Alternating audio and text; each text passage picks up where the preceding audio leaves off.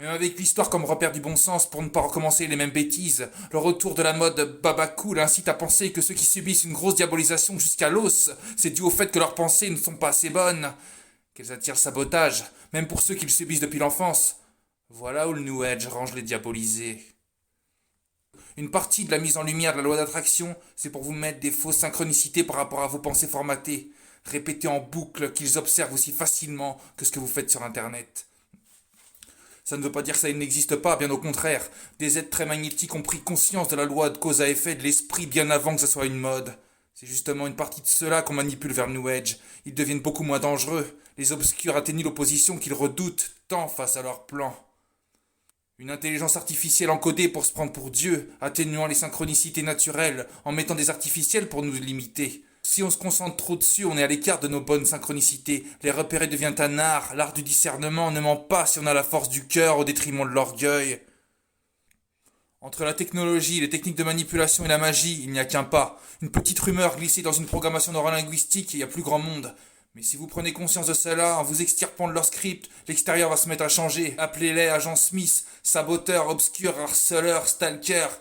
Vous tomberez forcément dessus si votre conscience grandit. Leurs maîtres peuvent même changer la réputation d'un mort, s'ils le désirent. Leur technologie dépasse l'entendement. Univers parallèle qui changerait légèrement le cours des choses. Ouais, méfiez-vous quand même. Ils ont changé la mort de Bruce Lee et entravent sévèrement sa réputation. Tapez Bruce Lee drogue sur Google. Allez, je vous donne un petit extrait d'un site. Il y en a pas mal de ce style. Écoutez ça, c'est magnifique. La légende des arts martiaux et des films d'action de Hong Kong, Bruce Lee, était un toxicomane. Il le gardait juste secret. Selon des lettres récemment publiées qui ont explosé comme une bombe sur Internet, avant sa mort prématurée, la star du cinéma écrit plus de 40 messages à un autre acteur au sujet de sa toxicomanie. Les lettres adressées à Robert Baker révèlent qu'il a fourni à Lee des drogues de 1969 jusqu'à la mort de la star en 1973, à l'âge de 32 ans. Notamment de la cocaïne, du LSD et du cannabis. Il y a même les lettres qui vont avec, elle est pas belle la vie orwellienne. Face à la naïveté de la masse, plus c'est gros, plus ça passe. Certaines peintures de Van Gogh ont aussi changé. La nuit étoilée qui me faisait voyager en un coup d'œil a perdu son génie. La lumière qui resplendissait du tableau est devenue fade. Beaucoup de détails ont changé. La mort de Kennedy n'est plus exactement la même. Ils étaient 4 dans la voiture. Maintenant ils sont 6. Un reportage sur Dailymotion à l'époque montrait clairement le passager de la voiture qui tirait sur Kennedy avec une arme très sophistiquée. En effet, la balle, au lieu de partir logiquement dans le sens du canon, sortait mais partait à l'inverse de ce dernier. Plus aucune trace. Il s'en passe des choses dans notre dos. Boson de Higgs, ou de l'inversion. Il l'appelle la particule de Dieu. Moi, j'appelle cela le dérèglement du petit architecte. Pour le grand public, toujours plus grand, chaque jour, toujours prêt à se faire désinformer, on appelle ça l'effet Mandela.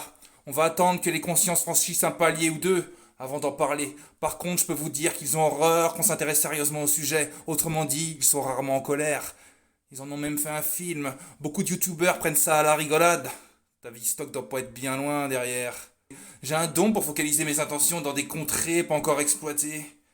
Celle où mon cœur m'emmène pour remettre de l'ordre là où ils veulent mettre la vérité KO.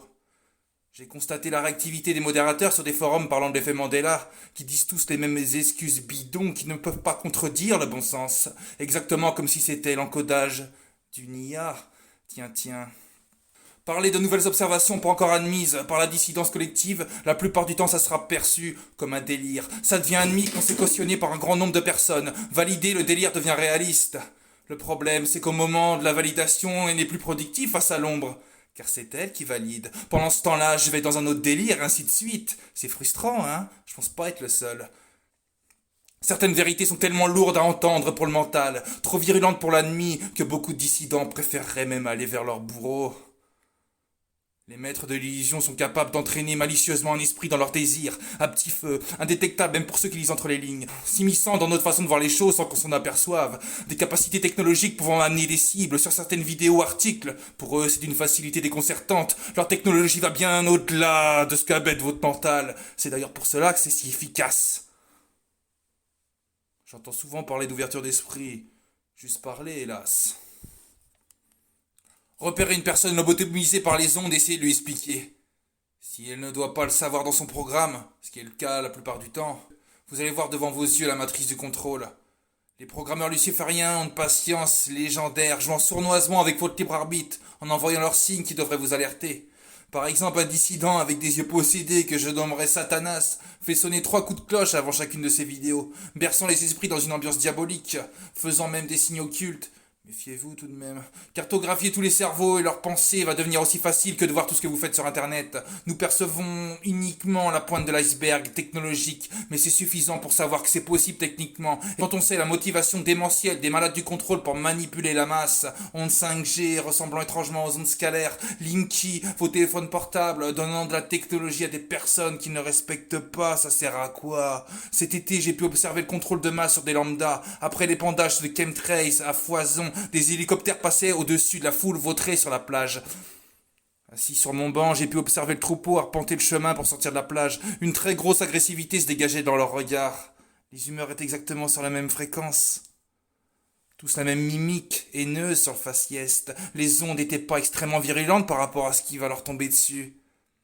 Elles ne parvenaient pas à pénétrer négativement mon champ aurique. C'était pas leur objectif. Pour y parvenir, ils utilisent de l'artillerie lourde, comme les avions de chasse, des camionnettes, des lasers. Vous pensez vraiment qu'ils utilisent pas la technologie de contrôle mental sur le peuple? Vraiment, bah...